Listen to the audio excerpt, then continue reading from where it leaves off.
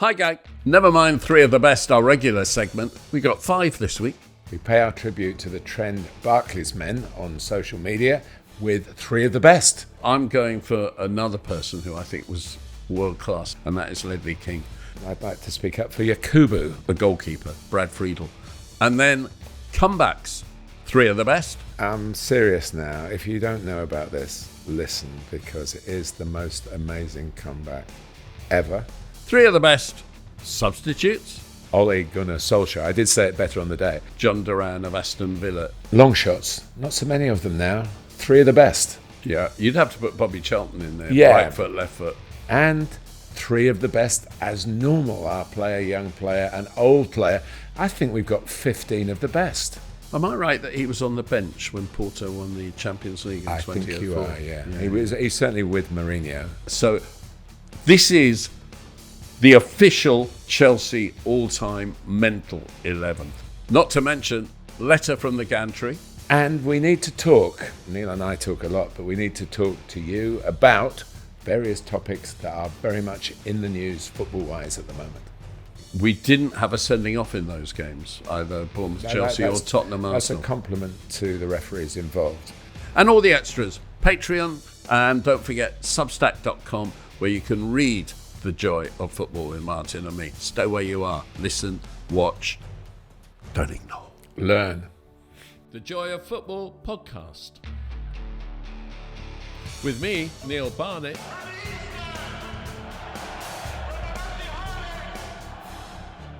And with me, Martin Tyler. Looks like Shani! Ready! Aguero!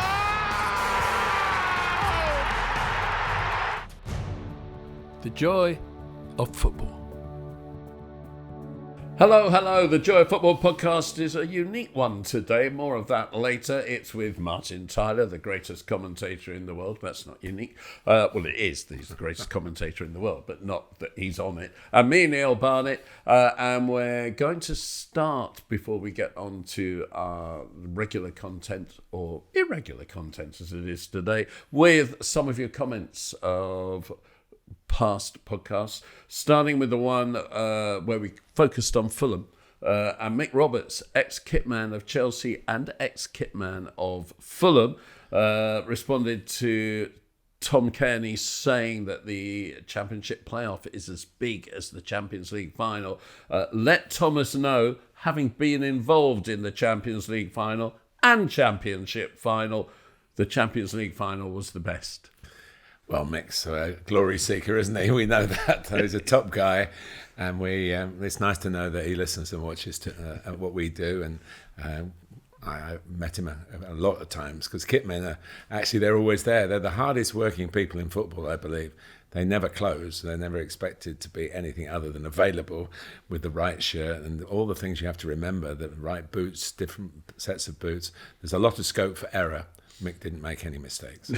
A lot of Fulham supporters came back on the talk about that day when Tom Kearney scored the only goal of the game against Aston Villa for Fulham to get promoted, with just what a day that was. Daniel Smith said, what a man, what a man, what a mighty God Kearney, I think it is. And Fatboy London said, plus John Terry cried in front of 40,000 Fulham fans. Win, because he was, of course, playing for Aston Villa that day. A lot of people have responded to me saying in our preview of the season for West Ham that it's the worst stadium in the Premier League for football. David Redford said, but always a good atmosphere at European nights, what you said. Yeah, I agree with that. And I think it will get better, because more and more of the by sheer lifespan, more and more of the people will not have been to Upton Park, will have no comparison. But when it's full and it's at the best, it is good. But Ry Sawn said, atmosphere purely down to the fans. Week to week, we go to a soulless bowl instead of a proper ground like Upton Park. The fans couldn't care for the aesthetics of the ground. We want the atmosphere. Harry Goodjohn said it's the biggest pitch in the Prem, maximum size, just has big space around the pitch. And Ashvin says the worst football stadium by a mile, Championship grounds are better. Well, I'm there at the weekend. And it's not a football stadium per se, is it? I mean, it's an all sports stadium, and we shouldn't forget the part it played in a wonderful London 2012. It was a magnificently staged Olympics, I thought. I went to a couple of events at the Olympic Stadium, and it was great. But we can't call it the Olympic Stadium. No, it's the London Stadium. And What did you see? Did you see a gold? Did you see a British gold medal? I was on a Friday night, but it wasn't that Friday. No, I don't think I did. But I went back on the tube. They organised it so well to get you on at Stratford back into London. And I sat down. I had my son with me, and the other side of me was someone with a medal around their neck. So I said that it was one of the African nations, a girl had got a bronze medal, and I thought, well, that's fantastic. Not only do they give you a great night out, you have a medalist to talk to on the way back into London. So that was special, and special memories. And yeah, we shouldn't forget that part, that building has played in the sporting history of this country. No, but I'll take my binoculars. I haven't got any binoculars, but if I had them, I'd take them for the game. Right, let's get on with the regular, and the regular becomes the repetitive this episode, because almost everything is three of the best. And he makes them pay this time, Neil, but it won't be making them pay for all your three of the best, but I think they'll be interesting. Three of the best. He's made them pay, and that completes a wonderful hat-trick. We're going to start with the trending conversation during the international break, Barclays players. Now, this really took off on social media. If you didn't see it, it was kind of inspired by the Cultures podcast, and they're guesting on ours to tell us what it's about. Hello, Martin. Hello, Neil. Thanks for inviting us on as the experts in Barclaysmen and all things Barclays. It's an honour and a privilege to be involved and to be asked and to get an audience with yourselves. Well, what is a Barclaysman, you ask? Well, if you've seen social media over the international break, you'll know it's a it evokes a player that evokes a feeling. Your Tunchai Sandleys, your Herman Hreidersons, someone someone you could bond with instantly with a new friend or an old friend, where you just remember a footballer together, usually voiced by Martin Tyler. Yeah, and what brilliant to see Martin getting involved as well with all the video compilations that have been online. For Martin to get his own as the voice of the Barclays era, and an era that brought a lot of joy. How apt that this podcast is, the joy of football, because that's what Barclaysmen is all about. Nostalgia, memories that you'll cherish forever. Usually by players from around 2007. So yeah, thanks again, guys, for involving us. We look forward to speaking to you more in the future, and enjoy your discussion about all things Barclaysmen. Yeah. Thanks. Now, I've been Mike. I'm Theon. James is at work, but at the Cultures pod, at the Sea Ultras pod, on everything you can find us. We'll see you there. Thank you, guys. Martin. Yeah, for me, it was very nostalgic. It was a real compliment, and I'm proud to think that I was worthy of such recognition. But the concept's fascinating, because nostalgia is something that we think is the product or a faculty for us as older people, but to find young people getting nostalgic about football, I suppose there is an age at which point you become nostalgic. Maybe, I don't know, in your 20s, late 20s. I don't know the ages of the guys who are doing this excellent work, but looking back is fun. I get asked to look back a lot, but I do like looking forward, because I think what's done is done, and it is nice. I don't sit at home playing repeats of my commentaries. No, I promise I can tell you, my 9-year-old grandson is nostalgic for the Chelsea of 3 years ago. Yeah, well, already. That's probably because the Chelsea of 3 years ago was slightly more inviting than it is the Chelsea of today. No comment. We're gonna do three of the best of Barclays players. So this is when it was the Barclays Premier League. Kick us off. Well, I think this player actually slightly outside that parameter, but I'm going to do it anyway because it's somebody who played a lot of games at this level. Francis Benali at Southampton, who scored one goal in his Premier League career as a left back, an aggressive, in-your-face, up and at 'em left back. But the extraordinary thing for me, and every time I did Southampton when Franny was playing, it sort of came up in conversation if I saw him. I first met him playing for England schoolboys, England under-15s, as a centre forward, whose job was to score goals. And for that to translate sort of 20 years later, and he finished with one Premier League goal, is amazing. But talk about being a professional and doing a job. He was very, very good at doing that job defensively. Defending for Southampton wasn't always an exact science, but he more than played his part, as the number of appearances show. So nice guy, went on to do all sorts of other things after football, like Ironman challenges and marathon after marathon and stuff like that, because he's a very fit man. And always pleased to see him. Yeah, top bloke. I had him on the radio when I was doing the American radio. But a referee observer who was refereeing during those years told me that he refereed Benali 9 times for Southampton and booked him 7 times, and always felt guilty that he didn't book him on the other 2 occasions. So that tells you everything you need. So my first Barclays player is going to be a goalkeeper, Brad Friedel. He played for Blackburn, Aston Villa and Tottenham, but I'm really going for his Blackburn days. Of course, he won the League Cup with Blackburn in 2002 when they weren't the rich club that they were when they won the Premier League in 1995, and Graham Souness was manager. Graham Souness had tried to take him to Liverpool and failed on a work permit issue. I don't know what it was, but I believe for Liverpool. Yeah, but only once or twice. Yeah, I believe that in the 2002 World Cup, when the States got to the quarterfinals, he came out of that pretty much a world-class goalkeeper.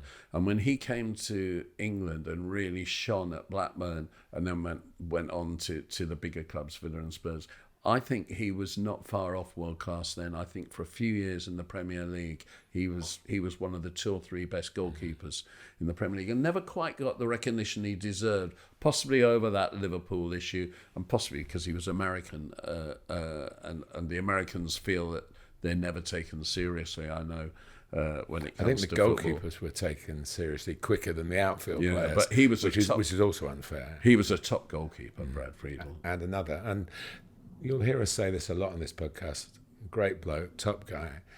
I promise you, that's because they are. It's not us being nice because we've got cameras or microphones pointing at us. I've spent some time in Brad Friedel's company. He's been in broadcasting gantries and press rooms and stuff, and just always hail fellow, well met, always pleased to see him. And he was one of those weirdos who didn't like stepping on lines. And when you're a goalkeeper, he could take a goal kick without looking down, knowing that he wasn't stepping on the lines because he was so practiced at it. But yeah, strange. Your second Barclays player. Well, I love a goal scorer, as you know, and I'd like to speak up for Yakubu, who I think really does come into this category. Played for several Premier League teams. He was, I think, first burst on the scene at Portsmouth, where Harry Redknapp was very good at finding talent around the globe. But everybody is now. But I think Harry was a bit ahead of his time, and he didn't have that much money. And the yak, as everybody called it, it was very hard, very tempting to say yak in the commentary, but we never quite got that conversation in my time. Maybe it's different now. But he was somebody you had to keep your eye on if you were playing against him, and certainly as a commentator to keep your eye on him, because he could crop up. He could just do something powerfully, cleverly, and with goal written all over his face. He wanted to score, and I love those players. There aren't as many of them as there used to be. Goals get shared around. Oh, isn't it great we share the goals around? Not if you're one of the players. You want to be the 25-goal hero, don't you, really? That's a theme that we do come back to from time to time, and he was that kind of guy. Well, I'm going for another person who I think was world-class and not necessarily recognised as such, and this is a centre-back, and that is Ledley King, who was a one-club man with Tottenham, of course, but I just feel that in the 20 noughties and the early 20 teens, England had 4 world-class centre-backs. John Terry and Rio Ferdinand were recognised as such, but Ledley King and Jonathan Woodgate weren't, because they were just so injury-prone. Now, Woodgate was a series of injuries. I mean, it wrecked a lot of his career, as well as some of his off the pitch issues. Undermined his career, let's say. But with Ledley King, it was a specific training injury to his knee that resulted in him playing games and not really training again. And I just thought that King and Woodgate were not far behind Terry and Ferdinand at all, and that it was a real era of very strong central defenders for the Premier League, for English defenders. And of course, Ledley King captained Tottenham to their last trophy in 2008. And if you pull up this podcast on its 10th anniversary, it will still be Tottenham's last trophy. There's a lot of ifs and buts in there, including the 10th anniversary. He also played in midfield, of course, as well. He was a very good holding midfield. In fact, got some caps doing that as well. But gave it everything. I always think of Paul McGrath in the same envelope, really, who couldn't train and was an absolutely top player of Manchester United, Aston Villa. And also played midfield. Yeah, exactly. They were good enough. If you didn't see them from Saturday to Saturday and you knew they couldn't do the work, they were good enough footballers to solve the problems that would cause them on the field. Your third Barclays player? Yeah, I'm very interested in the Manchester City story through these years, and probably at the start they were struggling. And I did a game where they played in the first round of the FA Cup because they were in the third tier of English football. And we all know how they got out of that with that game against Gillingham at Wembley. And then it's worth saying that they had a lot of crowds when they were in the third tier of around 32,000. And that is just extraordinary, really. It's extraordinary that they should have such a following at that. There's a lot of the older City fans hanker for those days, They're not quite comfortable with what's going on, particularly what's going on at the moment. But the player I'm thinking of is Elano, who was part of the pre-real big spend before the takeover, who was a very gifted midfield player and really had a lot of publicity. He was only there a couple of years. He was a match winner, a taker of free kicks, really thoughtful, clever Brazilian player. And he's sort of forgotten in all that's happened since, really. But those players, step by step, got Manchester City to where they were a viable purchase for the people that own them now. Yeah, great. My third player is heart and soul, a Barclays Premier League player, Kevin Davis of Bolton, who was not a bad centre-forward at all. Every centre-back who played against him knew they'd been in a game. And Bolton were top half of the table, qualifying for the UEFA Cup every so often, team with often more quality than your Sam Allardyce reputation would suggest. When they had JJ Okocha and they had who was the French World Cup winner that they bought? Djorkaeff. Djorkaeff, Yuri Djorkaeff. Well done. And they had some real talent. And a lot of detail. I think that's people, now understand this. But Sam Allardyce was one of the first marginal gains managers and did the data and had a backroom staff that was bigger than the playing staff, So a very thoughtful football man, Big Sam. And Kevin Davis, you knew what you were going to get every time he went on the field. Who made his name with Chesterfield in the FA Cup. We've talked about and when that. he played right midfield, I think he wasn't a centre forward. We've talked about their semi-final where they nearly got to Wembley in '97. As you will hear from my letter from the Gantry, I bumped into Sean Dyche the other day, and he played in that. He scored a penalty, which he will talk about, and I reminded him that he gave away a penalty. I don't talk about that. But Kevin Wilson. You can't help Chelsea, can you? But Kevin Davis, he had a terrific career once he went to Bolton, and at the age of 33, won his one England cap, and just a wonderful story. He played in the League Cup final of 2004, which they lost to Middlesbrough. But he was my kind of Premier League player that you don't see so much of now, and that is a working Englishman who actually wasn't quite good enough to be an international. Now, if you're a working Englishman in the Premier League, you probably are an international. Michael Ricketts, do you remember him? Yeah, he got one cap as well. Yeah. Same sort of route, really. Similar sort of player. It's now that we're well into the 30s of Premier League seasons. I'm really glad that this theme has come out, this trend. I have to pick my right words on social media. I'm not really up to speed with the vocabulary. I think it's a trend, and it's a very good one that I've enjoyed following and feel very flattered that I'm a small part of it. So these players deserve to be remembered, but everything's about the here and now, isn't it? So it's only when we have time to sit down in your kitchen here and reflect, and thoughts and people come to mind. Well, that was a one-off special, 3 of the best. Next up is a one-off special, 3 of the best. 3 of the best. He's made them pay, and that completes a wonderful hat-trick.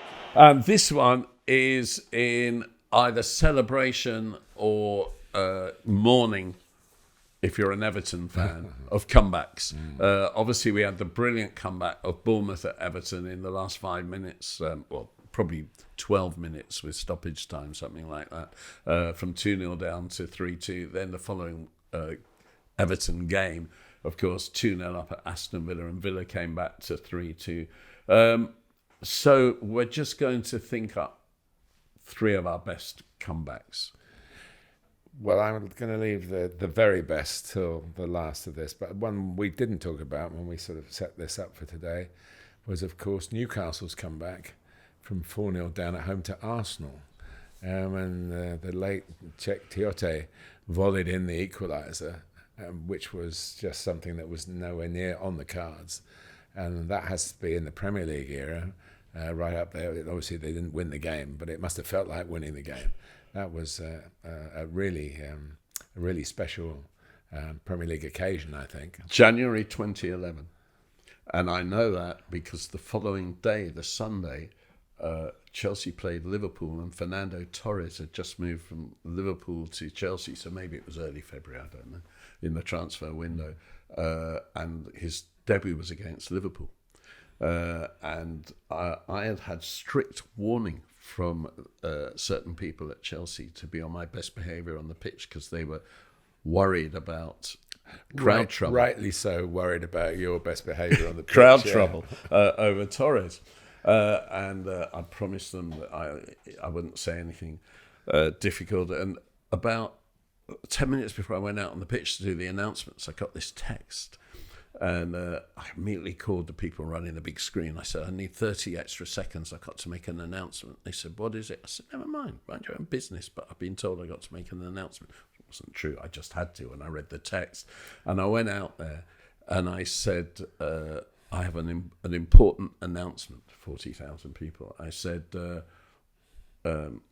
police in Newcastle are concerned about someone who went missing last night after the 4-4 draw by the name of Arsene Wenger.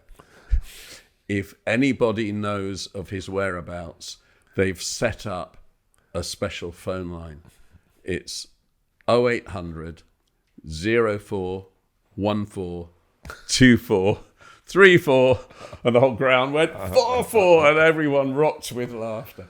And that was it, and I did the teams. We should be talking about your comeback, Neil. There's no one doing stuff like that on football pitches anymore. I came off and I actually got a call 5 minutes into the game, which angered me so much because you can't interrupt me when I'm watching the game. And this person said, why'd you tell that joke? And I said, because it was funny. And he said, you were told not to incite a riot. I said, I incited unity. Nobody likes Arsene Wenger. And he said, you were told to play it with a straight bat. And I said, I did. I just stroked it through the covers for 4. So, yeah, my days were numbered. I'm going to choose a comeback as well. Yeah. I'm going to go to one in 1978. There's a theme occurring here, by the way. in 1978. It was a year that Chelsea got relegated, home to Bolton, 3-0 down with 20 minutes to go. Clive Walker came on, 1-4-3. He scored one and made two. And the winning goal in the last minute of the game, he crossed low and hard, and the Bolton centre-back with huge feet smacked it into his own goal. And that centre-back was Sam Allardyce. And about 30-odd years later, probably 35 years later, when he was managing, I think, Bolton, but it might have been later than that, Clive Walker was doing probably Chelsea TV or something, and saw Sam, went up and mentioned this incident to him with some smile, I would imagine, and Sam wasn't amused. He still felt the anger all those years later and basically told him where to go. Well, let's finish this. I'm serious now. If you don't know about this, listen, because it is the most amazing comeback ever. It was in the old second division, and I've written the details down because I don't want to get any of it wrong. It was December 1957, the last Saturday before Christmas, the last shopping day before Christmas, which had a bit of an effect on the attendance, which was low for Charlton at that time. And they were playing Huddersfield. And history would judge it in a different way. What happened on the day is sensational. But the manager of Huddersfield was Bill Shankly, who went on, of course, to lead Liverpool into the promised land and keep them there and set all the standards that are still being followed by the manager at Anfield today. So Charlton, in the story of the game, had a player injured after 17 minutes. Derek Afton, who played once for England, was a cricketer, a wicket-keeper, played for Kent, all sportsmen, very good sportsman, very good person. And so they played no subs in those days, 1957. They played 73 minutes with 10 men. They were 5-1 down with 28 minutes left, which you would expect with the... very rare to have to play with 10 men, mostly through injury. Players never got sent off early in those days. At half-time, a left-footed winger, really, was moved to centre forward called Johnny Summers. And he took off his boots from the first half, slung them in the corner of the dressing room and put on new boots for the second half. Left-footed, he scored 5 in the second half, all with his right foot. And from being 5-1 down, Charlton, amazingly, with a man down, got it up to 6-5. Half the fans had left, even in a small crowd, because Christmas shopping, the team was losing 5-1. Why would they hang around? So they were 6-5 up, but then reality kicked in. It went to 6-6 with about 4 minutes to go. And I think everybody, for both sides, was saying, well, let's call it quits now. But and Summers had got his 5 then. And the other player who scored was a guy called John Ryan. They called him Buck Ryan because there was a famous comic strip character, which I think was actually recreated in relatively recently, maybe 7 or 8 years ago. So Buck Ryan from the comic strip came up with something that made him not even the centre of the story, because Johnny Summers got all the praise, but he got the winning goal. And it finished Charlton 7, Huddersfield 6, the only time in English football in the league that a team has scored 6 goals and lost. It's a fabulous story. I was around when it happened. It's always been in my mind. I've never had the chance really to speak about it. And I think they should make a movie of it because it had a really sad ending. Johnny Summers, who was the hero and actually scored 5 in another game not that long afterwards, died in his mid-30s from cancer. And so never really was being around for very long to accept all the plaudits which would have come his way in later life. So it's special. And it's really looking it up again has moved me quite a lot. Lovely story. Johnny Summers, left-footed. It was a summer's day in the middle of December. Brilliant. So that's our 3 comebacks. I must just mention one more before we leave this, because you commentated on Tottenham 3, Manchester United 5. Yeah, that was Glenn Hoddle's Tottenham, and 3-0 down at half-time. Glenn Hoddle, manager, sorry, good point.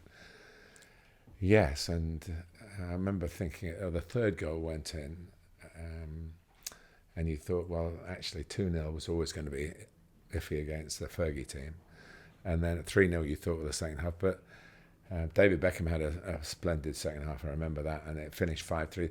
The one oddity about it, Neil, I can say it on the podcast, is it's the only game that's been shown on Match of the Day, to my knowledge, with my commentary on it. And that was during COVID, when they did this sort of review, and they went back, obviously no football had been played for a while. And I was sitting in front of the television, Match of the Day Revisited or whatever it was, and they said, well, tonight we're going to concentrate on the famous game at White Hart Lane. And it was Tottenham against Manchester United, and your commentator's Martin Tyler. And so I went, oh. So I've done all my career really being on the opposite side to the BBC, with ITV for 17 years, and obviously with Sky. So I took a picture where they put the commentator's name up in the corner. So somewhere in my phone there's a picture of it that says Match of the Day. So in the 60 years of Match of the Day, one appearance and quite a game to be. Did you get any royalties? Absolutely not. Great. That is 3 of the Best Part 2. Okay. Next up, 3 of the Best. 3 of the best. He's made them pay. And that completes a wonderful hat-trick. This is in honour of John Duran of Aston Villa, who, as we speak, has started 3 Premier League games and scored 8 goals, mostly as a substitute. Do you know what? I had a big row at Arsenal. I can't remember who the player was about, but they said he'd scored so many goals in so many starts, and it was factually correct, but a lot of the goals have been scored as a substitute. So it tilted the thing. So... the three starts and 8 goals. You can't say he scored 8 goals in 3 starts, which is what they were trying to say then. But this is 3 of the best substitutes. Yeah. Throw me a few substitutes that have really made their mark for you. Well, funny enough, the first name that comes to mind is. You've got to remember when I started in football, there were no substitutes. The story that I've just told about Charlton, and the story coming in and coming on, and who did what, and he's a very peripheral character, but he deserves a mention. A guy called Gus Caesar, who played for Arsenal at a time in the 80s where you only got the bonus for appearance money and therefore the win money if you came on.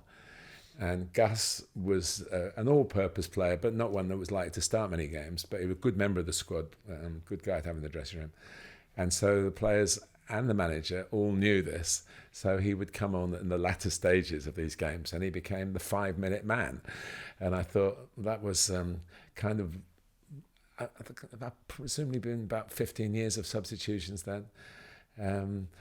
So that they weren't really figures. Now they're everything. I mean, the game's changed. I was talking, we were both at Bournemouth for the Chelsea game. I was up on the Gantry talking to a raft of other commentators. And we all said the 5 sub makes it difficult to commentate because however well they do, and Chelsea won the game with a combination of 2 substitutes, Jadon Sancho and Christopher Nkunku. But then you forget who's gone off. You've got to assimilate 5 new players. They're fine, you can see them. But the 5 who've gone off is quite hard. So I haven't really answered your question because the one that always stands out, and I was lucky enough to be there, was Ole Gunnar Solskjaer. I did say it better on the day. When he came on and scored 4 for Manchester United at Nottingham Forest. And when he came on and got the Champions League win. Yes. In 1999. Of course, yeah. But he was a sort of super sub by then. And if I'm right, Teddy Sheringham was a sub as well. Yeah, in the game, wasn't he? He also scored. Yeah. And scored in the cup final as a substitute. Yeah, and also... he scored and he set up Solskjaer's goal. By the way, did you see the cutaway of Teddy watching the North London looked derby? good. He looked younger than he was when he was playing. Yeah. That's not hard. He looked really old. He was one of those, wasn't he? Especially when he was playing next to Tony Cascarino at Millwall. I mean, who can forget that? They were great. And when I was coaching at Dartford, Charlie, his son, played for us, and has quite a lot of Teddy's mannerisms as well. And Teddy would come along. It was always good to see him, but we always felt we had to pick Charlie if Teddy was coming. I mean, the original super sub was David Fairclough Yes. at Liverpool, Yeah. and he kind of made it. He made it honourable to be a substitute, didn't He did, and he was quite a different sort of guy. He was somebody who could live with that kind of isolation. Is the wrong word, but you're not, if you're not in the team, it's not quite the same. And he regularly just was the backup, and of course he won matches, helped them win medals, and definitely earned the tag of super sub. But I think for Solskjaer to get 4 in a Premier League game was amazing. I had to wait. Ron Atkins was the manager of Nottingham Forest then, and the game kicked off, I think, at 3:00 on a Saturday.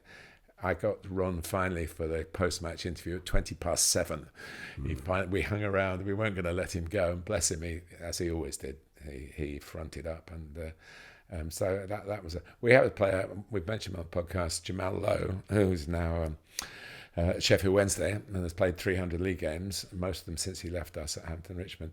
We had a cup tie. We didn't want to play him. He was our star man for the league games, and we won a championship with him. So the local Middlesex Senior Cup, and we had to put him on the bench to make up the numbers. And he was going, "Oh, please put me on, please put me on." Go, well, you can use it as a training session. You won't have to do the running after the game, which the subs who don't get on have to do. I was watching the Chelsea players do that down at Bournemouth. And he came on with 8 minutes to go and scored 4. So we called him Solskjaer for a couple of hours after that. It's. I think some players are suited to be subs. I know you have a theory about the player who's not good enough to be in the starting line. This is like that emergency player. Well, I just think that when I grew up, you could get a game. That's if an you're if rather than a when, by the way. Yeah. You could get a game. You could get a game if you were a goal scorer. Yeah. And you didn't have to do a lot else. But goal scorers have become a luxury if they don't do anything else and they don't get in the team. So you have your tactics, you have your footballers, you have your people who fulfill their roles, and then on the bench you have your goal scorers if you're in trouble. And they're the kind of people you throw on. And there were players who, particularly when football trend went from 2 up to 1 up, in a 4-3-3 or a 4-5-1 or whatever, rather than 4-4-2. I think there were players who suffered. The one I remember, probably a typical one, would be Jermaine Defoe, who was just one of the great goal scorers, but who played off a bigger striker. And he would say to you, and he certainly said to me, "I can play 1 up. I can be the 1 up." I think he could, because he was an intelligent footballer. But he often was put on the bench and came off the bench when a goal was needed, and frequently got it. Well, we had one at the weekend, didn't we, with Danny Ings, who is a very good footballer, by the way. He's not quite in your category, but a goal scorer for sure.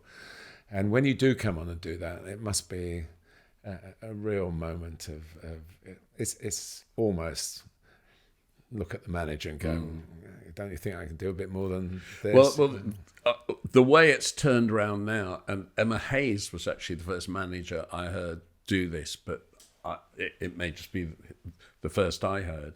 But she didn't call them a starting 11 and substitutes. She called them starters and finishers.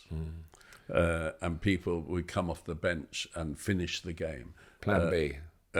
More to the point, they were, in her mind, as important as the starters, because they were the there's finishers. going to be a reference to that in my letter from the Gantry. So can we pin down 3 substitutes, please? Solskjaer, Yeah, Fairclough, yeah. and Jamal Lowe. There you go. Right. By the way, you never gave me on your comeback. Your comeback. Do you want to hear it? Quick. Very quick. Playoff semi-final of the National League South to get into the National League proper. 2-0 down at home to Wealdstone for a place in the final against Welling, as it turned out.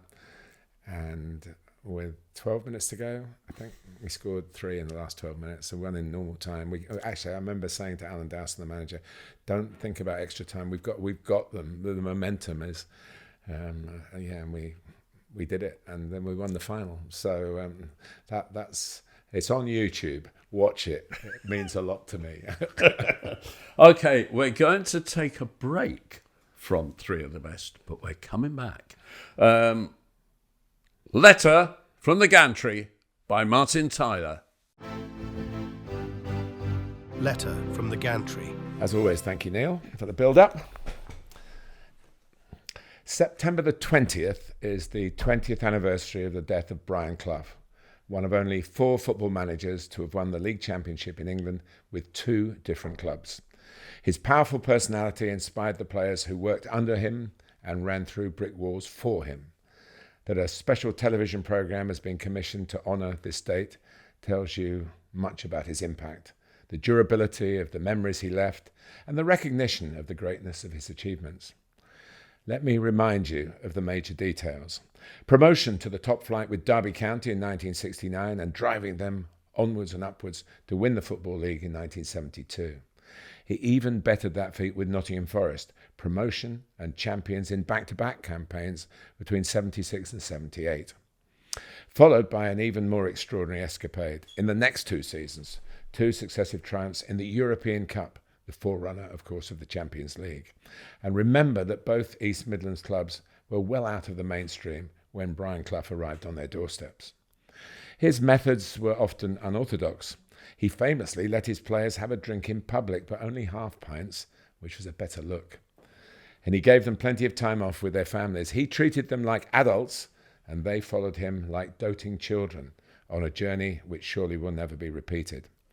Now, I had a very small supporting role with ITV during Brian's halcyon days, but it gave me an inside view, which put me on the list of interviewees for this tribute programme, a tribute to a great man. It led to my first visit to BBC's new broadcasting house in Portland Place in London. As a huge fan of the corporation's satirical view of itself in the show W1A, the location could not have been better. Sean Dyche, who came through the ranks as a young player at Forest under Brian Clough, was on before me, and it was a nice opportunity to catch up with the Everton manager. His son Max was with him. Less than 24 hours after I'd seen him staff a Woking in a National League win over Wealdstone, a small world. Liverpool were Brian Clough's big rivals for silverware back in the day. He knocked them out of the European Cup when they were the holders, and then Forest beat them in the League Cup final in a replay at Old Trafford the following year. In his title triumphs for both Derby and Forest, the Reds were on his heels all the way. He did win a league fixture at Anfield with Derby in 1970, but never replicated that with Nottingham Forest. In fact, you had to go back to 1969 to find a Forest victory over Liverpool at Anfield, until Saturday, September the 14th, 2024, ending a 55-year drought. They say you have to be near perfect on the day to beat any elite club on their own patch. Nuno Espirito Santo's team was just that. They started with a solid, industrious base, leaving out their dynamic wide players, Anthony Elanga and Callum Hudson-Odoi. They were held back either to improve a losing position or, as it turned out, to convert parity into victory. Elanga's splendid crossfield pass stretched the home defence. Hudson-Odoi's cracker of a shot broke it. It was the first goal that Liverpool had conceded under Arne Slot, and it was one worthy of that achievement. Hudson-Odoi's career has had several twists and turns since he was capped for England as a young Chelsea player some 5 years ago. It seems that Chelsea neither got the best out of him nor the most for him when he fell out of favour. At the time of that goal, my co-host Neil was treating me on my birthday to top-of-the-range fish and chips in Bournemouth, prior to the Chelsea of today facing the Cherries at the Vitality Stadium. They too posted a 1-0 away win. Before this game, a number of people came up to me and said how much they were enjoying the Joy of Football podcast. It was very nice of them. They were all of a Chelsea persuasion, I found out, and I told all of them that it must be down to a devotion to Neil. So I do realise that many of you are not going to like the finish to this particular section of this week's offering. I was shocked by the amount of abuse delivered by Chelsea fans towards referee Anthony Taylor throughout the game. In truth, all the abusers were wasting their breath. Anthony Taylor has a very thick skin, the hide of a rhinoceros, you would say. No top official can manage without that. The stream of vitriol would not have bothered him one jot. But it would have bothered Brian Clough. Before a local derby against Notts County in 1977, he famously organised a sign at the City Ground, an emphatic message to that night's hyped-up crowd. It read, "Gentlemen, no swearing, please." That's a good enough reason by itself for us all to remember him again now. Yes, there was a lot of vitriolic abuse of Anthony Taylor. There always is from Chelsea supporters. Thomas Tuchel, when he was manager, asked that he didn't referee Chelsea again. There's a rather, I think, immature attitude that he is corrupt. He's not corrupt. Referees in this country, I do not believe, are corrupt. They're just flipping awful, and they make bad decisions. And he's been guilty of that when managing Chelsea. Actually, I don't think he's been particularly bad in the last few times he's refereed Chelsea. But my God, there have been some absolute negative stunners. But it was unrelenting, and I couldn't let this next podcast pass without referring to it. And gentlemen, please, not required, is it? It's not required. And it's not only gentlemen, I guess. We have to make but that it's clear. more to the point. It's not. It's not supporting your team. Being negative about people is not supporting your team, and that's why I hate we hate Tottenham at Chelsea, or we hate West Brom at Wolves, or we hate Wolves at West Brom. And this isn't a tirade against the nature of sport. It was just out of context for what you go to a game of football for. Yes, of course you have a go at the opposition. Yes, of course, if the referee makes a decision you don't like, you say something. But really you go to support your team. And that was just beyond the pale, I thought. And we both happened to be there, so you're my witness, really. I will come on to that fish and chip shop a little later. It was fantastic. Brian Clough. So generous, very expensive, by the way, and Neil paid for me. So this is well, you don't go to good fish and chip shops. It's cheap. Brian Clough, legend, right? We now go on to, we're bringing back an old segment here. We need to talk about. And there are several little issues that we want to talk about very quickly, starting with, Martin, VAR. Nobody's complaining about it this season. No, and I do believe that the tweak in the terminology, which I think gives both the on-field referee and the VAR official a little bit more scope to be themselves, and it is this use of the expression, the on-field decision, which I think gives the referee a little bit more credibility in his own mind to stick with what he's done and be confident about the decisions that he makes, knowing that VAR is only going to intervene if it really is a clear and obvious error, and that he's not been to be challenged throughout the game in his earpiece about forensically analysed issues that probably don't merit that kind of thing. So, on the other hand, it gives the VAR guy, well, hang on, I can stick with the on-field decision because that's something we're talking about, respect the on-field decision. And the experience in the ground, as opposed to watching on television, is so much better because we haven't got these long delays with everyone standing around and the referee looking embarrassed as the players go up to him to say what's going on because he can't tell them. And he doesn't want this delay either. And it's just... We're 4 rounds in, and there have been 1 or 2 issues, but there always will be, whatever system we put in. So I think it's moving in the right direction. And it was always going to take time for all these issues to be... Actually, you have to experience. You don't get the full benefit in any walk of life without having experience. Well, having been positive then about the officials managing VAR, let's move on to the officials booking anybody who moves, breathes or plays the game of football. We had a record number of Premier League bookings at the Bournemouth-Chelsea game, 14. We had a record number... +2 on the bench. +2 on the bench. We had a record number of first half bookings, Tottenham versus Arsenal, of 7. What is going on? I think it's a bit of a clampdown, particularly on the gantries. That's not on the gantries, on the dugouts. I think in the dugouts, there's a lot of people there now. You've got 9 substitutes. You've been on about this all season. Yeah, 9 substitutes. I think it's limited to 7 officials. But behind the dugouts, in most grounds, those who can't be on the official team sheet sit behind. So there's another layer of potential hostility. Plus, also this season, 5 substitutes can warm up at once on the touchline rather than 3 from each team. That's also... so you've got it coming at the officials from all angles. At Bournemouth, it was their yellow card was for a fitness coach who's just come back from a suspension from offences last season. So it's almost as if you, as the manager, I'm not going to say anything, but you can let off steam on our behalf. And I think...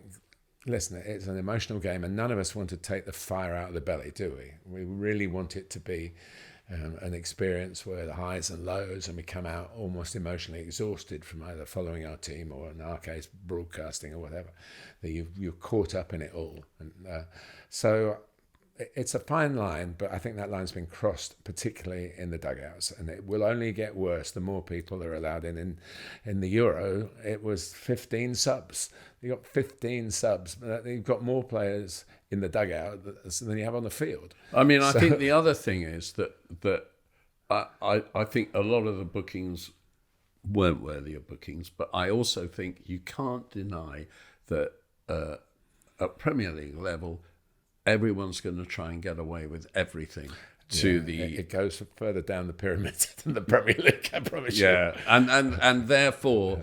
The clampdowns, when they come, a lot of the challenges and a lot of the stupidities, the dissent and everything. There were 1 or 2 of Anthony Taylor's decisions, maybe 3 or 4, that probably, if on reflection, he would look at again. There were the Bournemouth centre-back Senesi was in the act of playing the ball for a pass.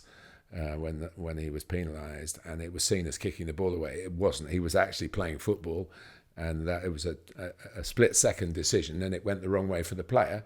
And I think the referee did get that one wrong.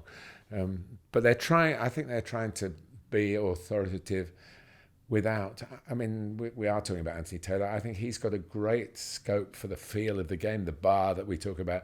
He does allow a lot of physicality. We didn't have a sending off in those games, either Bournemouth, Chelsea or Tottenham, Arsenal. That's a compliment to the referees involved, because that is one thing that does really change a game. And certainly if it happens early in a game, you're thinking...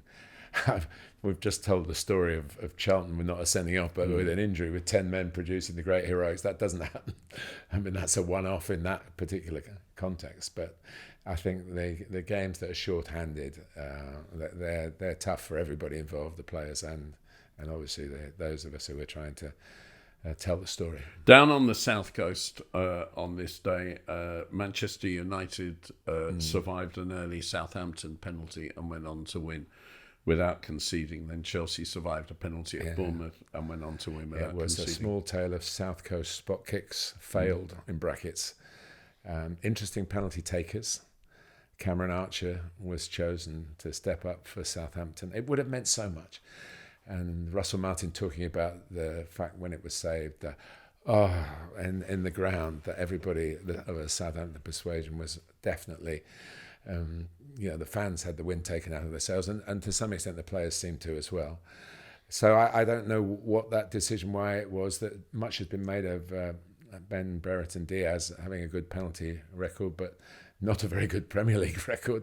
Still waiting to be on the winning side in a Premier League team, of course, at Sheffield United for a spell last season. So could he have done it? Would he have done it? It's hindsight, wisdom. It's ridiculous.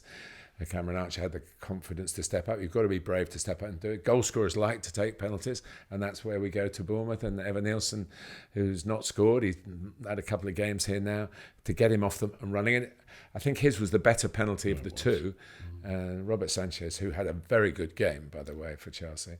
It was an outstanding save. Again, that would have meant a huge amount to Bournemouth taking the lead in a high-profile fixture, and for the man who's been brought in to replace Dom Solanke to get his first goal. Every game that goes past and he doesn't get his first goal, the big pressure mounts. We've seen that on players in the past. So, yeah, it was both teams at home. Sometimes when you take a penalty away from home, there's a bit more pressure, but both wasted opportunities. I think we'd be having different stories about those two games had they gone in.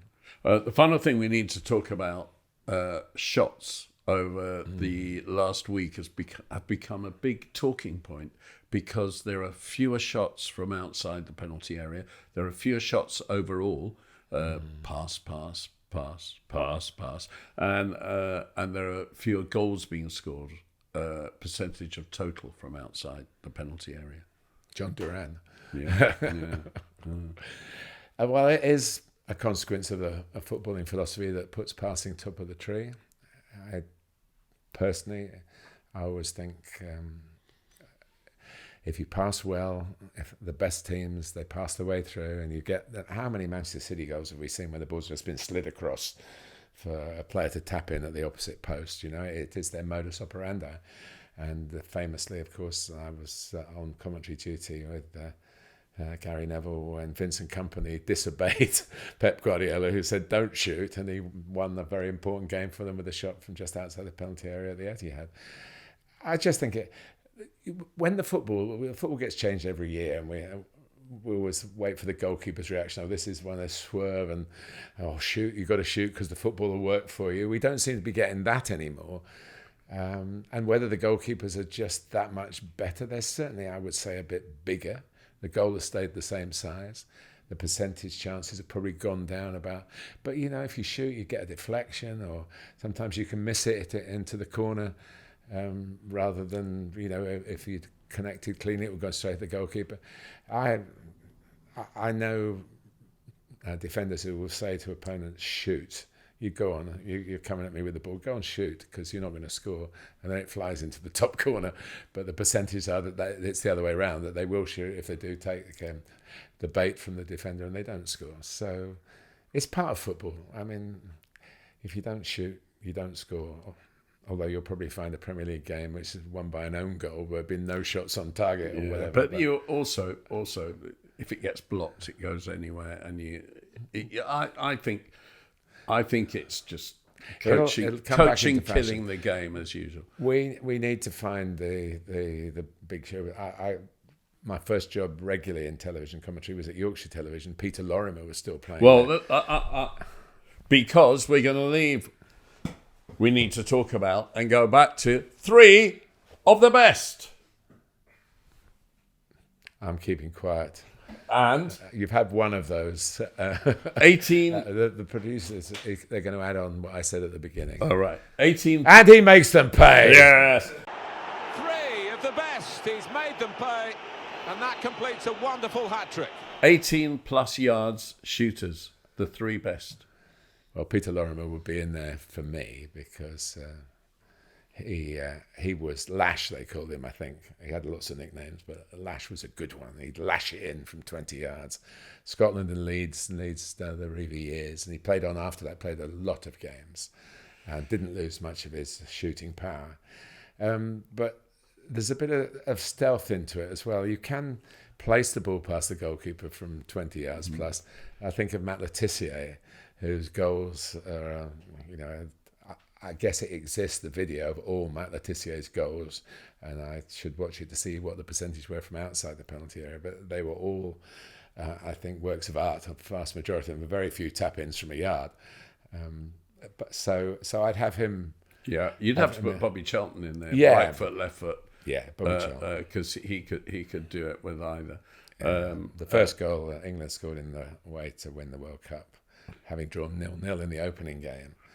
And I was in a room full of. We'd been training. I was football playing I was a kid playing, and we had a training night, and we all went round somebody's house to watch it. And as soon as he drew his foot back, everyone was like, "Yes!" And when it flew into the net, we were up and leaping up to the ceiling. And I think both goals in the semi-final were from outside the area that he scored. When he passed in, didn't he? It might have been from that's and before we leave the 1960s, Garrincha. I remember footage of Garrincha taking free kicks for Brazil. They made the ball talk. Even Ronaldinho, the what was it called, the dead leaf free kick that knocked England out of the World Cup. But there aren't many goals. Was I right in saying there were no goals in the Euro from direct free kicks in the 50 odd games? So even that, and maybe it's just to do with the nature of the football. The footballs have changed. They are now they're power. The old football with the lace. There we go on here. For those just listening, we've got one on the one Neil played with, I think, and they became cannonballs because the water, they couldn't absorb the water there. It was all, it's just that much heavier. And then we've gone through the phase where the ball that you could clip. I was thinking of Ray Wilkins playing, where he just clipped a pass over somebody or clipped in a cross, and we could have a bit of floatiness on it. Now, although you hear commentators say that corner was too floaty, it's a word that's in vogue. The goalkeeper comes and catches it, but it's a ball to drive. So I would say it was a shooter's ball, if you could use that expression. Even as recently as the 20noughties, you had Beckham, you had Gerrard, you had Lampard. You were getting a lot of goals still from outside the penalty area on a regular basis. Drogba. Ian Hart, I remember him. Oh, his left-footed free kicks. Yeah. So and free kicks, you would say, it's his territory as a commentator. They've got a free kick. It's perfect for Beckham. Sort of angle. Now, of course, they're stricter with the walls, so you really should be able to get up and down over a wall. But I think the football makes it difficult. That's just my personal opinion. I've got no evidence to support that. But clipping it up and over the wall, the spray is out. Encroachment is something that they actually not covered by VAR, is it? I think that's that they do it for goalkeepers on the line. I think. I don't know. Maybe they don't. Maybe it's the on-field official's decision if the goalkeeper comes off his line. I was looking at for Robert Sanchez. Penalties? No, the VAR looks at it. Yeah. Yes, if VAR does. You're right, VAR does. So give me three best long shots. Well, Lorimer would be my number one. It's just my time. You can Bobby Charlton. I'll give you one other. The great Don Howe, who I always he was a right back. He didn't take free kicks. He never scored a goal. I don't remember him scoring a goal, but he was a great coach, and I don't think he's revered enough. He was a great coach. Something that maybe he played for West Brom when they had the most fancy kit ever, with stripes on the shirt and little trims around the shorts and short shorts and everything. It was like the kits were. I know they're big now, but then if something came out outrageous, you go, you're not allowed to do this. The kits were very, very much the product of their time, which was pretty ordinary, like men's clothes, very ordinary. So Don Howe as a player, I remember him as a player. That's really what I remember him as a player, but as a coach, he achieved greatness in my view. He said to me in his veteran years, he said that he had never seen a player hit the ball harder than Jimmy Floyd Hasselbank. And he got his share of goals from outside the penalty area, and he was one who could place them, curl them, as well as blast them. So I'm going. Don Howe was the Arsenal coach when Charlie George scored at Wembley to beat Liverpool in the cup final. And when the great Brian Moore commentary, Charlie George, he can hit him. It was not a free kick, but it was a shooting. Going back to the shooting thing. And Don was in charge of that team tactically. So he was brilliant. He had a really long coaching career, and if you look who he coached and where he coached, he was never out of a top job for very long. No. Okay. So more shots. We want more shots, do we? Yes, from outside the box. Free kicks are inventive. They're nice, but clipping it over the wall. Goalkeepers read it. I don't know. Are there more penalty saves now? We just talked about penalty saves. Is the data better? Is it harder to come up with something from the training ground because there's no secrets even on the training ground? Even though to get on the training ground now you have to have sign in triplicate and have to put your phone in a bag. I think there are more penalty saves now because there are more waddies taking the stuttering run and placing the penalty and trying to put the keeper on his backside. Yeah, but you never complained about Jorginho, did you? So. Right, okay. That is the end of 3 of the best, apart from 3 of the best. And he makes them pay! Yay! And this time we're going back to the old 3 of the best, the regular 3 of the best. Young player, old player. Player, who's your young player?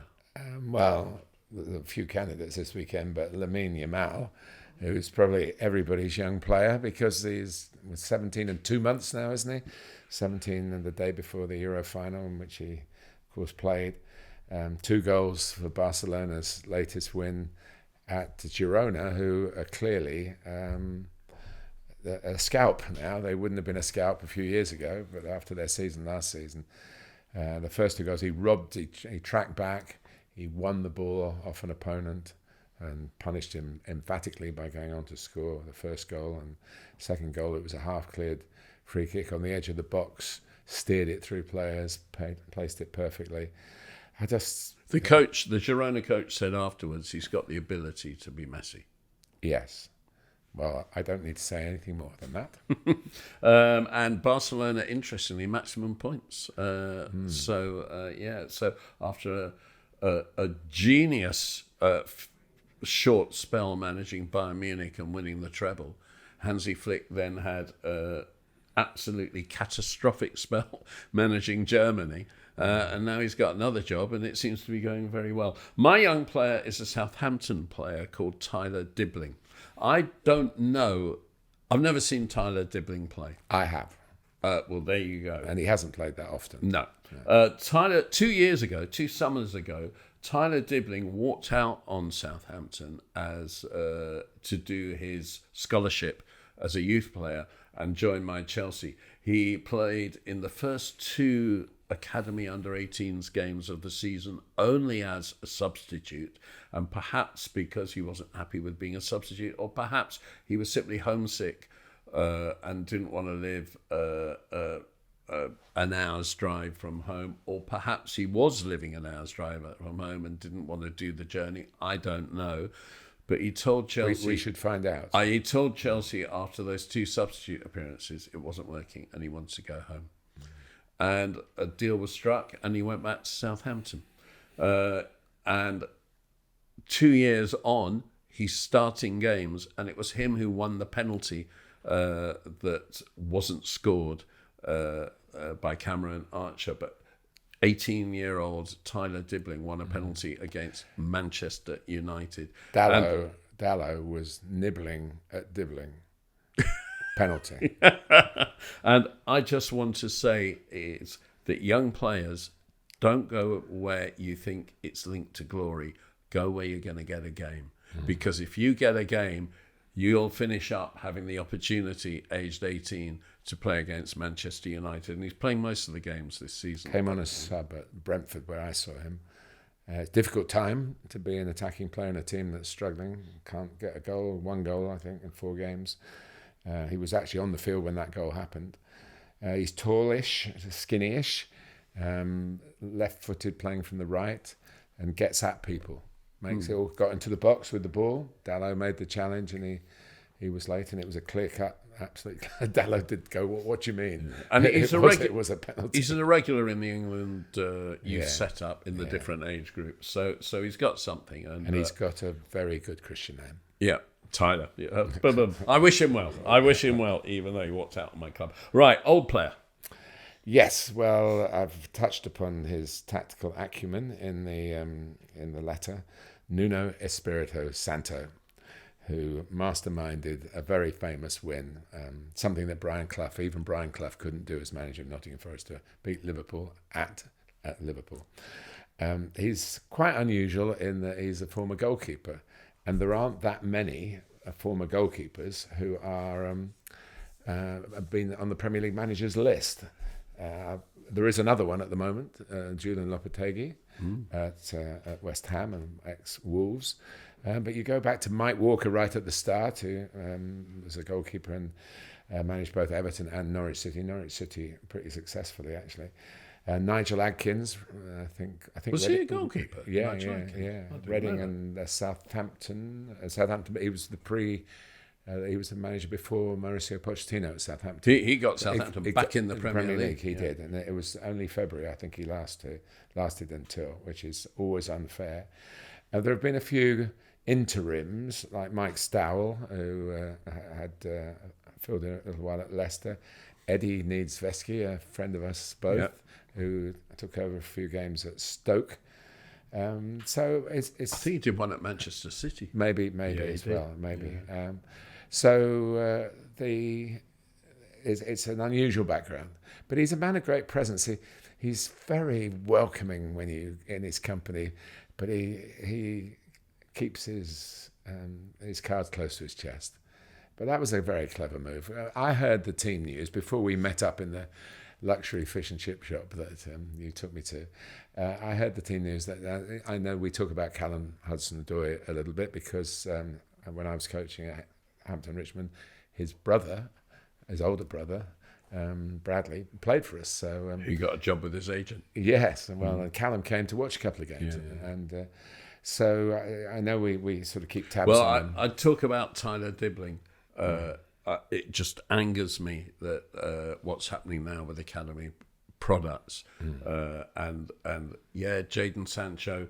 I saw Jadon Sancho lose 2 FA Youth Cup finals over 2 legs each. For Manchester City. For Manchester City against the Chelsea side that had Callum Hudson-Odoi in it. And it just seems bizarre that this merry-go-round is going round and it takes away a sense of engagement between supporters. You never know the players. details. There's always bits in the story where you go, well, that happened, so we had to do this and they'd do that. Yeah, so, I agree with that. And I think that those who've been part of these decisions deserve that. But also, I think now that people in charge of football clubs have forgotten what it's like, because it's such a business, have forgotten what it's like to grow up and don't allow you for those maturing years when you do daft things and then come back to Well, I focus. can't imagine, just to finish my praise of Nuno, because he deserves it for this marvellous victory for Nottingham Forest. I can't imagine he did any daft things. He's a very solid person, very... You know exactly. Am I right that he was on the bench when Porto won the Champions League in 2004? I think you are, yeah. He's certainly with Mourinho. Yeah, I think so. And I think it's worth saying, is he the only black manager at the moment in the Premier League? I think he is. And the Premier League's still got to do better on that front. Still got to do better. Well, he's flying the flag for goalkeepers and for diversity as well. Okay, and it was a great win, and he's not one for celebrating in people's faces. He's a gentleman, and I thought he kept his joy.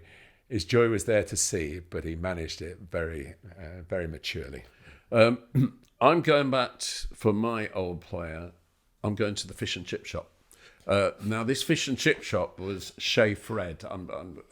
It's one of the great fish and chip shops in the country with the best name. So you didn't pay. You told them you'd give them a mention no, on the podcast. Unfortunately, no. I should have done that. I did leave before the bill came, which is a trait of mine, of course. But after Martin left, a couple of friends and myself were talking about Diego Costa being sent off. Now, if you didn't see this, he was playing for Gremio. He's now 35, nearly 36 years old. He was playing for Gremio, and he wasn't playing in the first team, so it was in the next team down, which was an under-20 side, so he was playing as an overage player. And about 20 seconds into the second half, he got fouled by some kid and went chasing him around the kid and beat him up. They were both sent off. This, of course, is not unusual for Diego Costa, as we well know. No, he's mentally equipped for the under-20 team, I would yes. say. Yeah. So we sat there after your departure, and we picked an all-time Chelsea mental 11. Now, I'll give it to you in a moment, but I want people who watch or listen to this podcast I invite you to choose a mental 11 for your club. And send it in, because I think these things. I have so many 11s. I've got an anonymous 11 captained by I can't remember who. That's a joke, by the way. And I've got an all-time slow 11. People who can't run. Jorginho and yeah. So this is the official Shea Fred Chelsea all-time mental 11. Just before you start, we do call this podcast The Joy of Football, and I'm always trying to get Neil to be joyous. It's difficult. But I would say that I understand the joy of picking teams from your club's past in all the categories that Neil has mentioned. So this section comes with my blessing. And this mental 11, I've got to say, I am in love with every player. So the goalkeeper is Peter Barotta. The back four is Khalid Boularus, Ron Harris, Doug Rugby and Joey Jones. Went 4-4-2. Midfield four, Dennis Wise, John McNaught, Vinnie Jones and Mickey Thomas. And the front two, David Speedy and captain Diego Costa. I mean, what an 11. Basically, they will punch your head in at any opportunity. Can I tell you a story about Peter Barotta? John Neal was the manager of Chelsea, and Chelsea were drawn away to Wigan in a League Cup tie. I was working for Granada Television, but living near the Chelsea training. Well, not as it was then, but in Surrey, close enough to Chelsea training, close enough to where they were coming back to. Was it then? Well, wherever it was. Mitcham, Merton. Wherever they were coming back to, John Neal kindly said, because it was a night game, no trains back, you come back with us on the bus, which was a wonderful honour. Wigan away, Chelsea were going to win. They lost badly, 4, I think. And the goalkeeper was Steve Francis, who replaced Peter Barotta. So Barotta was there. I don't think he would have been a substitute. They were in it. This was a time before goalkeepers were substitutes. And so on the way back, so I'm now a guest on the Chelsea bus, and I know, and a losing bus is not, especially a losing bus for a team that's supposed to win, is not necessarily a happy place, but it will get me home. So I find a seat where I can just get my head down, let them do what they have to do, block out my ears so I don't hear anything that I might want to repeat later. So I've got a table in a very luxurious bus for the time, and nobody came and sat with me because I was the interloper really, until we'd gone about 20 minutes down the motorway, and Peter Barotta came and sat next to me and spent the rest of the journey slagging off the manager, slagging off the team, slagging off the fact that he wasn't playing. And I went yes and no and whatever, and tried to, I couldn't move him because his bus, not mine. And I was really embarrassed. I don't think he played for Chelsea again. He might have done. No, he didn't. He got dropped after a 6-0 defeat at Rotherham, which is understandable. There was I think it was the London magazine Time Out. It might have been the London magazine City Limits, but I think it was Time Out. There was a preview of a game. They used to do little previews of all the London games. There was a preview of a Chelsea game. And it said Chelsea back four still doesn't seem settled, learning how to play behind Peter Barotta. And that was because Barotta, as a goalkeeper, would keep turning up on the halfway line. He was a real personality goalkeeper. He was a sort of lower grade Bruce Grobbelaar, really, wasn't he, in that sense? Yeah, I mean, he won a European Cup, though. But I think as a substitute, Well, I've never seen him since, and well, he's a late Peter Barotta now, so you won't see him again. No, but he never saw him after that. He was a mad talent, but he was mad. He was mad with the manager who was sitting like 3 rows away. He was also mad with his team. He was also a mad artist. He was a wonderful painter, but he was mad over artistry, and he actually, I think, served a prison sentence for destroying some a colourful character. marks. I think would be the expression of the time. And but I sort of sidled up to John Neal when he dropped me. Obviously, everybody got off the bus, and I said, "Thank you so much for letting me come back. I can get home tonight. I had to do something the next day. Really, really generous of you. I'm sorry about the result. And I said, well, was it all right? Was I okay? I didn't embarrass you being on the bus. And he went, no, not at all. So I don't think he heard this. Yeah. Brilliant. Okay, Mental 11. If you've got your own club Mental 11, send it in. We'll finish with your player this week. Yes, it's about time he got a mention for the week. He's had Harry Kane. Sometimes you might call it stating the obvious, but the 100 caps since we did our last podcast, the 2 goals, the record at Bayern, another hat-trick, now passing 50 goal involvements. I think 7 games quicker than Erling Haaland. If you beat Erling Haaland by that kind of margin, you are something special. And he's, after the Euros, there were a lot of bitches written for his career. Nothing, I don't think, has been said to suggest as to quite why. Maybe fatigue, why he wasn't his normal self.